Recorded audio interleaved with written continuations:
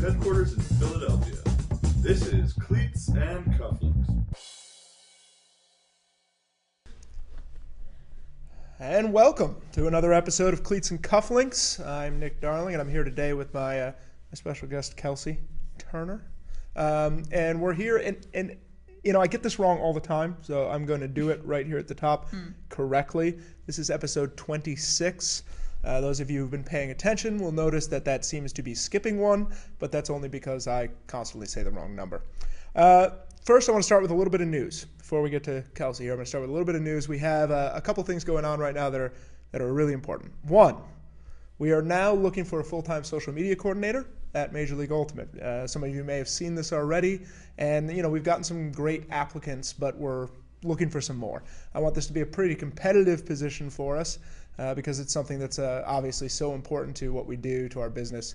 And so basically what the job entails, managing all of the various social media accounts for Major League Ultimate, as well as working with social media coordinators on the team level to help them develop their team voice and to maintain their work in each of the individual cities. So we're looking for a full-time applicant. You know, preference is probably going to be given to someone who can come into work here at the office in Philadelphia.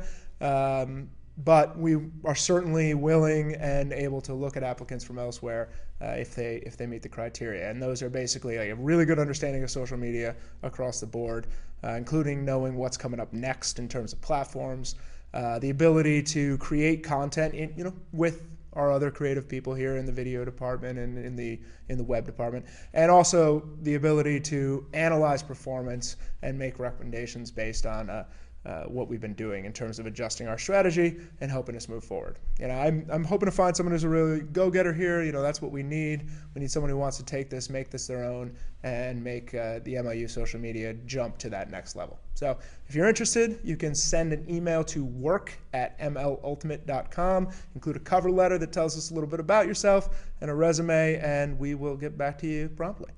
The other piece of news that we have, Kelsey, is we have a couple sales coming up this weekend. I don't know if you know, but it is actually it's Thanksgiving weekend. Oh, this I wasn't weekend. aware. Yeah, no. Thanksgiving weekend, and you know, as such, we are following the trends of many other people in the retail industry, and we're gonna have a couple of sales. We have a Black Friday sale, which is of course, Friday after Thanksgiving. It's become such a prominent holiday, and I believe that the whole term Black Friday came from the fact that this is a terrible day to go shopping. So if you don't want to go out and go shopping at the stores, go ahead and go online to mlushop.com, and we're going to give you 20% off just anything in the store. That's pretty much our Black Friday sale. You can use the code THANKS to get 20% off, because we want to say thank you to everybody out there for keeping with us all this time and for purchasing our gear and coming to our games and watching our stuff. So use the code THANKS, get 20% off. And then I think more fun even than that, though, is going to be the Cyber Monday sale, which is, of course, the big sale the Monday after Thanksgiving when all of the Amazons and the various other online retailers have their thing. We're going to be doing a sales every 2 hours. Every 2 hours. A new themed sale. A new themed sale every 2 hours. So what kind of things are we looking at selling? Do you know? Have you looked at this? Besides, we've got a disc sale plan. We've got accessory sales. We're going to have a Dress Like the Pro sale, which will include jerseys, friction gloves, and a disc, I believe. I like that. Yep. So a little bundle stuff going on, different bundles, different just individual items. All right.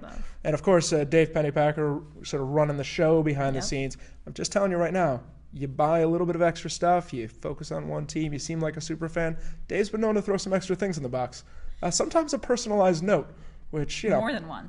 More than once. Note. Often, even. Often. I feel like we need to give Dave more work. So anyway, so check out the sales Friday and Monday. Going to have big sales going on in the shop. Going to be moving through a lot of stuff. A couple new items coming up. We have a new disc we're going to be announcing. Yep. We have some older gear that just resurfaced. I think we have some 2013 Property Of shirts that kind of just appeared out of nowhere. I think we'll do some seriously deep discounts on that stuff. So anyway, get out there, check it out, and once you're once you're done with your Thanksgiving festivities, spend some money. That's what you're supposed to do. It's all about spending money. Okay, so anyway, Kelsey, Nick, thank you for coming on Cleats and Cufflinks. glad to be here. Yeah, I'm glad you take some time out of your day.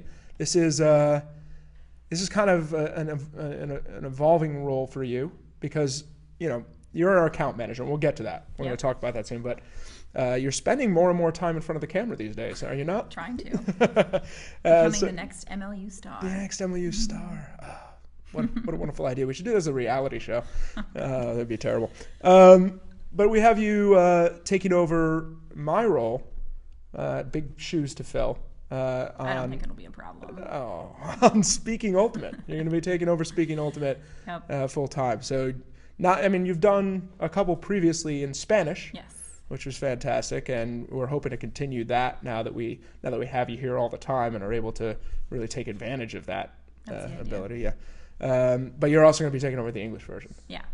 And are you seeing any big changes? Are you moving in any new directions? Anything you're doing with the Speaking Ultimate thing that I built up and made such a great and wonderful part of our content? I think we're mostly retreating from the, as you put it, bombastically nerdy direction that you took it in. I personally feel like it's pompous, so we're retreating to a more accessible and likable TV persona.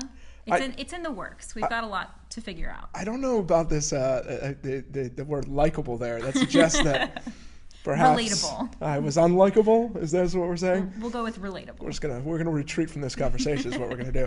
But anyway, we're looking forward to that. I think you're gonna do a great job there, and we have a lot of Ultimate terminology still to go through. We do. I was just doing some work formatting our rule book for the website, and there's a glossary of terms in there. And I had gotten to this point where I'm like, well, we're going to run out of terms to define on Speaking Ultimate. Like, where are we going to take that little segment next? And I realized we're not even close. Nope. We have plenty of time ahead of us, plenty of time. All right, so you started working here more or less full-time in June. Yep. And your official role has been that of the account manager. Yes. For the league, correct? That's the correct terminology? Is that what we're using? It is account manager. All right. So in that role, tell us a little bit about what that means. Okay. Well, I work directly with the sales and partnership team, and after the partnership development team finishes a contract and has an agreement with one of our corporate sponsors, I go over this contract and I make sure that everything we have agreed to provide them and everything they have agreed to provide us is met. So I have to collect different logos, copy for online articles, and I have to make sure that we're posting on time. So I just tell everybody else to do their job, basically. I like that. Yeah, it's something that I think maybe people who aren't involved in this industry don't understand completely. But when you sign a partnership or sponsorship deal, there are certain services that you're providing in return. It's not simply the sponsor looking to have their brand associated with the MLU, to have a logo on something. There's actually a number of pretty significant activities that you're undertaking for that brand, much in the same way a creative agency might. So what are some of the things that we do? Like, what are some of the places that these brand activations take place? So I broke it up into 4 specific activation categories, which are in-game activation, social activations on Facebook and Twitter. We have our website activations, which include articles as well as just a logo on the website. And then video/other. So because video activations require so much more effort on our creative part, they kind of get their own category. Yeah, that makes some sense. And we have both kind of sort of stock stuff that we do, right? Like you can get plays of the week, or you can put a sign on the field, or you can... And then we also do custom activations for people. And, that's something I get involved pretty heavily in terms of creating the idea. And then you have to make sure that people do it. Right. Is essentially what it comes down to. That's pretty much what I do. So we went through a lot of contracts last year, somewhere in the 30s, right? And basically you're taking each of these contracts and you're creating checklists. Like how many people are involved in actually getting these things activated? Like how many different... places or people. Oh, there you go. Everyone is involved. Okay. And both everybody in the office plays some part in making sure all of these activations happens, as well as everybody that's working in the stadiums in our markets or specifically for a team in our market. So I sort of made my own personal Excel spreadsheet with these 4 different categories so that I had visual understanding, everything in one place, keeping it all together for me. And then I went through and I used this project management system called MeisterTask. I love MeisterTask, by the way. Yeah. Shout out to MeisterTask.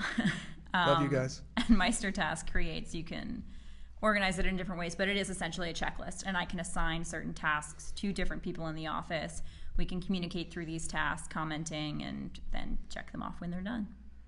Love it. And so in the long run, I mean, the payoff of all that work is, yes, we're living up to our contractual obligations, but also the big thing that Kelsey does for us is she makes sure that we re-sign these people. Yeah. Right? And that's the big thing. It's the ultimate goal. It's the ultimate goal because, over time, there's got to be some sort of recurring model in these sort of sponsorship things. You don't want to have to restart every season trying to sign new people. You want to be able to take your old deals, up them, which we've done on several occasions now. And I think that you're going to play a big part in making sure that that's successful going forward.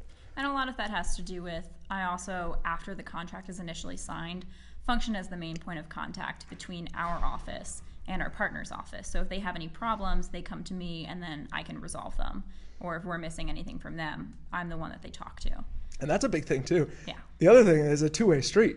All these deals, we call them partnership deals because they really are. Mm-hmm. Like, yes, there's the sponsorship deal, and yes, they're giving us money to do certain things to promote their brand and associate their brand with Ultimate, et cetera, but there's actually a significant portion where they have to give us stuff, yes. Creative assets like ads, logos, artwork for signage, copy, all that sort of stuff. Goes on. Yeah, so managing not only the acquisition of those assets, but managing where those assets are and making sure the right people have them at the right time is also a pretty significant part of what you have to do. Yes.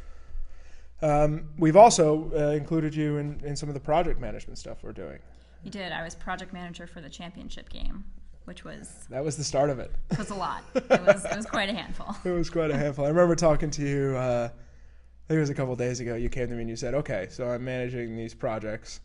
We have some web projects going on and some other stuff. He said, I'm managing these projects. What do I do if someone's not getting what they need to get done? Like, what's my recourse? I said, well, first you got to go directly and talk to them, remind them of why it's important, what the dependencies are. Right. And then if that doesn't work, you can come ask me, and I will step in and help you. If I'm not doing it, you should probably go find someone else to do it because I'm ignoring it. Because I'm just ignoring it, and I'm perfectly aware that it's there. Yeah, but it is good. You've been great. You've actually been a big help to me too, in keeping me on task. So we're really happy to have you around for that capacity. Because you say that now until I keep coming to you. I do. I mean, I'm not going to say I'm not completely annoyed by you most of the time, but it's it's a good kind of annoyance. I wouldn't be doing my job if you weren't annoyed. Yeah, that is actually a good way to judge this. If I ever find myself not annoyed with you, I'll come and check to make sure you're working. Which reminds me of something that I said for sure we were going to talk about this time. So we did a kind of survey of what people wanted in the office. We did. And a lot of it was pretty standard stuff. We need more Post-it notes. We need, a better coffee maker or just more consistent access to coffee, et cetera, et cetera. Billy Sickles snacks. Really wanted snacks. Really standing by the snacks thing too. So I've now been appointed director of snacks by Billy. I didn't know that. Yes, I share my snacks in the office frequently. I feel like I should know about these positions. Director of snacks. I mean, you have given me some chocolate here and there, which is very much appreciated. So I'll stand by the position. All right. You though had a very specific request. I did. You want to tell? I requested a nap room. I would like to preface this by, on a video call, I asked if it was appropriate to take naps in the office, which Nick responded with, as long as you're not an ugly sleeper. So I don't think that's what I said. It was close enough. I think I worded it a little better than that. If you snore, maybe you drool excessively when you sleep. You might not. You got to know what you look like when you sleep. Yeah, it might not be a face you want to present in the office. You should be aware. And, obviously you need to provide some sort of private space for people to take naps should that be the thing. And also to be clear to everyone, we have actually a pretty formal kind of work hours and work setup here. Everybody comes in at 9, we're done by 5:30, and you get a lunch break.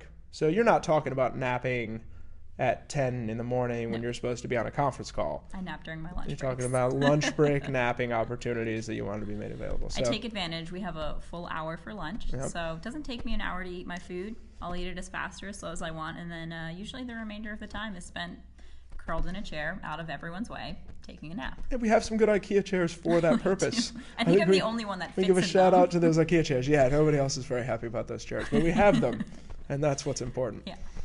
All right, so you're working for Major League Ultimate now, right? How do you end up here? Because there's people out there right now who are like, oh, this social media position, But how did you end up here? When did you start playing Ultimate? I guess that's a starting question. Well, my father is a PE teacher, so I've actually known how to throw a Frisbee since I was a little kid, like 7. We would always bring a Frisbee along family vacations.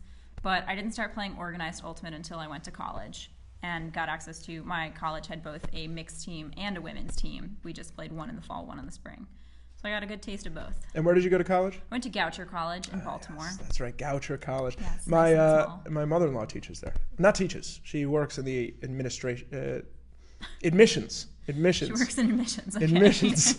Administration. So I have admissions. your mother-in-law to thank for She my may entry have. to She Goucher may have College. gotten you in, and we'll give a shout out to Ann Desmarais. Thank you Thanks for my college for education. getting Kelsey in there. Yeah, appreciate that.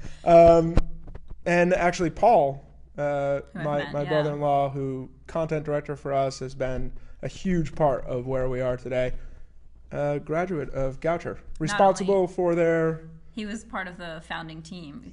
Founding member of sure. the Goucher Ultimate team. He also designed the disc golf course there, which I've played a few times. I have not. After 4 years, I never How played disc did you golf not at play the Goucher. disc golf course there? It's a little 9-hole thing. It's fun. No, It's enjoyable. You throw it actually over the tennis courts, Oh, I'm very which well is where we're aware. going next. Occasionally while people are playing tennis, and occasionally very poorly. Yep. Yeah. And we got a lot of disc golf discs on our tennis courts, and we would have to close that hole when we had a match because we couldn't risk people throwing a disc in the middle of our court while we had a match going on. Yeah, there's not a lot in the rules of tennis accounting for the intrusion of a disc golf disc. No, Yeah. I would say there's nothing. Yeah, that's fair. So you played there, you played in college, and then, you're here right afterward. Are you playing anywhere now? You doing anything club? Yeah, I actually just joined a club. Had my first experience this summer with Independence. Independence. It's our first year of existence. I got to be part of it, which is great. I like the name. Is it Independence, like free, like freedom, or freedom. like dependence, like tax write-offs, but independence? I would say like freedom. Like freedom. But sometimes we change it into independence because we've got a I lot like of that. really talented dancers, and we're a big fan of the wobble. I don't know what that means, but That's disappointing. okay. So you're playing with them, co-ed women's. It's a women's club. Women's club. Yeah, and I play summer league here, which is co-ed. Played my first fall league, which is a lot of fun. Yeah, fantastic. Yeah, it's great. You're getting into the scene. I love it. Finally. Finally. Took me 4 years. Yeah, well, there's a reason for that, though. Yes. That's what we're going to discuss next. There's a reason for that. You were a tennis player in college. I was on the varsity tennis team at Goucher College. And how long have you been playing tennis then? That must be forever. I've been playing tennis for 10 years now. Yeah. Picked that up when I was in middle school. My father was a tennis coach, so I played all throughout high school, and then I played all 4 years of college. Very cool. And so one of the things that we talked about, and this is what I wanted to get into here, is one of the things we talked about with tennis is how tennis is officiated. Because we often hear this parallel when people talk about Ultimate, because tennis is another sport where you see kind of a self-officiation thing come up. And we know that in Ultimate, on the recreational level, and to some extent on the club and college level where there aren't observers, you have this self-officiation thing going on. So how is tennis, let's start with how is tennis at the highest level officiated? So at the highest level, which you'll see at the U.S. Open or any of the major tour events, we'll have a linesman or a lines judge at every line across the baseline, every line on the court where you need to see if a ball is in or out. So we're talking like 1, 2, 3, 4, 5. 5. So five line judges. 5 line judges, and you have a chair umpire who sits up, Chair keeps track umpire. of the score, Yep. calls any lets, calls any do-overs that needs to happen. Isn't there a net person too? Not anymore. There used to be, There though, used right? to be somebody who sat with their finger on the Yeah, net to feel if I there was remember a lead. that. That doesn't exist It's anymore? automated now. Yeah, of course so it is. Like just a loud beep goes off. That's a shame, because that was my favorite person. But don't worry, they kept there was a box where the lines or the net. Yeah, you would hide in the little box because you could get. So the box is still there because it provides good advertising space. Oh, well, obviously. But there's nobody sitting on it. Nobody in the box anymore. On the box. On the box, I don't know. Yeah, whatever they were. I always liked that. That was one of my favorite people. Person. It's such a weird job. So weirdly specific. All right, so you got about six officials. Working one match. All right, so let's go to one of your average matches. You're in college. You're playing in a regular college match. Yep. What do they call it? What do you call that? When many people, like if you have another team comes and plays, is it just a match? So it's a bunch of matches that make up a match? Yes. You have your individual match that makes up your team match. Okay, because, in like track, there's different ways. It's a meet, and then it's a race or an event, right? But you just call them all matches because you just have no creativity in tennis. I understand. No, it's fine. It's just tennis. Okay, we'll talk. I have some ideas. So in normal one of your matches, what are we looking at in terms of officiation? Unless it was a conference match, we're looking at nothing. Nothing. So Zero. All throughout high school and all throughout college, I was in charge of calling my own line calls, keeping track of the score. If we had a disagreement about the score, whether a ball was in or out, I have to talk to my opponent about it and figure out amongst ourselves how we're going to proceed. So even the score, you had to keep track of your own score. Yeah. So there could be disagreements about what the actual score was at a given point. Which was frequent. Well, it's a weird scoring system. It's a weird scoring system, and because you have to call across the net before you serve, a lot of times people either aren't loud enough or just don't say the score. So people forget or get confused because it's not a sort of consistent acknowledgement of what the score is. We play ping pong sometimes after work, and I will get angry at somebody I'm playing with if they don't say the score before they serve. I did the same thing. Oh, that's hard to believe. You're at a college level, and this is the situation. How in tennis... Because we've played a little bit, one time, and I'll teach you some of those moves later. Oh, great. When you play, how difficult is it in your mind to be making the correct line calls? Because I find it really difficult, and I'm not playing when I play tennis at a very, shall we say, high speed. Mm-hmm. The balls aren't really coming that fast. How challenging is it to make those calls, do you think? Initially it's really challenging. You get a lot more practice the more you play, and obviously the more accustomed you are to playing at a high speed, the better judgment you have about these calls. But if I go up against someone that serves at a speed that I'm really not used to, I will probably hit 70% of their out balls and play them back because I just can't tell. And I won't call a ball out unless I'm positive. That makes sense. Maybe not the dominant way of looking at that, but... Depends on the area that you play tennis. Yeah. But. So it's difficult. Yeah, obviously. So now you said something, having played a lot of matches without officiating assistance. Mm-hmm. So you were telling me something that you will get like this roaming official sometimes. Right. During our conference matches, which is about 6 matches of the year, and then if you make it to the finals, it's more. Okay. We'll get one roaming official between 4 courts.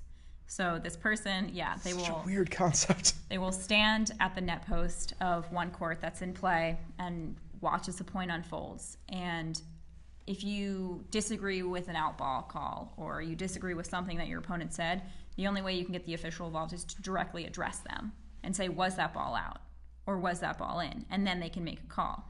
But the chances of the official being on your court when you have an issue are pretty low because it's one official for like 4 courts. Now, is that official similar to, because when I played club in 04 and 05, there were very limited observers in Club Ultimate. Is that official similar if there's a court where maybe there's too many disagreements that they'll spend extra time there to make sure that they're mediating the situation? Yes. I was at a major tournament once where this girl was just blatantly cheating, kept calling these balls out. Yeah. So an official was called over to stand at the court. And he was there, and then the girl blatantly cheated again, and the lines judge said, he's too far away. He couldn't really make a call whether it was in or out. He couldn't overrule the girl because the ball was too far away from him. Because it's one person looking at the baseline from the net. Yeah, which is tough. I mean, and he's not wrong. That's a very difficult call to make from there, yeah. So the other thing that you told me that I thought was really interesting is that explain to me how tennis players adapt as they get officials added to their games. What does that feel like? What does that mean to a tennis player? As that you go from this sort of self-officiated kind of thing up to a Serena Williams with 8 officials and that Sky camera thing going on. Like, I would love to know how tennis players personally adapt to it, but I never made it to that Serena Williams level. You never got that. I've never had 6 officials on my court. Sure. But I do certainly look at it as a privilege, because if you make it to that level where you're so good that you can have 6 officials per court, then you don't have to worry about anything except playing the ball and playing the next ball in, because the ball is moving so fast. Of course, you have experience and you have good judgment about whether it's in or out, but you're not dedicating all of your focus to just looking at that ball and if it touches the line. You have a line stretch to do that for you. You just focus on hitting it. And you don't have to worry about score either. Somebody else is totally taking care of that. So all your sort of mental energy is now focused on the game you're playing. Right. You're not trying to do 2 jobs at once. Right. You're just a tennis player. Yeah, and I loved that when you told me that, because it felt so similar to how I looked at Ultimate when we started the MLU. I didn't, to be perfectly frank, I knew there would be some controversy about having refs, because I knew that this sport had this, this thing about self-officiation that was really attached to it and was careful with. Yeah. But at the same time, for me, as a player, I thought the same way. Like, this is a privilege to now, instead of having to do 2 jobs, you get to do just the one that you're there for, the one that you've trained for, the one that you've worked so hard for, which is to go out and play the best game you can, and leave the job of taking care of the game to somebody else. And I think that there's plenty of good reasons that that's not the way everybody feels about it. I'm totally fine with that, but that is the way I've always thought about it. Did you have, when you were at the kind of the college and high school level, was there any formal training about how to officiate a game? Not necessarily, because mostly what you need to know to officiate your own tennis match is, can you see if the ball touched the line? So that's pretty basic. Yep. And just learning how to keep track of score. So you're not going to play the game of tennis. I mean, people play the game of tennis without knowing how to keep score, but you learn that on your own, and yes, you are taught that at some point, but beyond that, there's not much training that you need.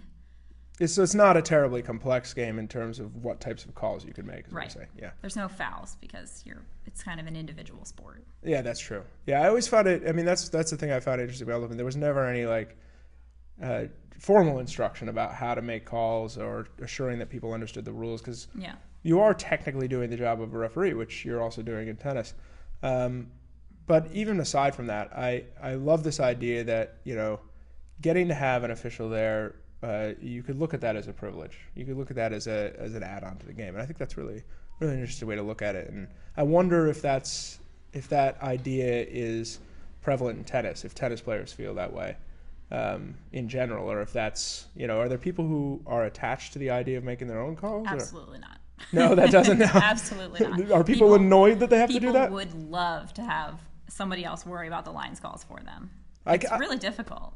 I get it. I also completely get why tennis has to do that. It's a ton of courts and only 2 players on each court. Right. Having an official for each match has got to be inordinately expensive. Yeah. I mean, you go play soccer, it's 22 people on a field, and you need at least 1 referee. That's not that big a deal. But if you have 22 tennis players, you need 11. Yeah. And that's kind of that's an exception. Yeah. All right. Well, hey. We're kind of running low on time now, but I love this discussion. From what I understand, you're working on an editorial piece about this that we may see in the near future. That would be very cool, because I think that is I think it's an interesting topic to look at, and one I'm sure we'll come back to, as we have many times previously. But until then, you have a Twitter account now. What is this Twitter account that you have? It's MLU Kelsey. MLU Kelsey. You have questions on tennis and its intersections with Ultimate. You have questions on account management. You have questions on just what it's like to work here at the MLU. You can reach out to her at MLU Kelsey. You can get me at Nick Darling on Twitter. You can also email us at cleatsandcufflinks@mlultimate.com, or get Cleats Cufflinks on Twitter, at Cleats Cufflinks. So there's a lot of ways to reach us. Always looking for more questions. And again, looking for that social media job, it's work@mlultimate.com. We'd love to hear from you. But thank you, Kelsey, for being on the show. It's great It was to a be lot here. of fun, Yeah. and we'll do it again sometime. We'll get back to this. Probably. Thanks, everybody, for joining us, and we'll see you next time on Cleats and Cufflinks.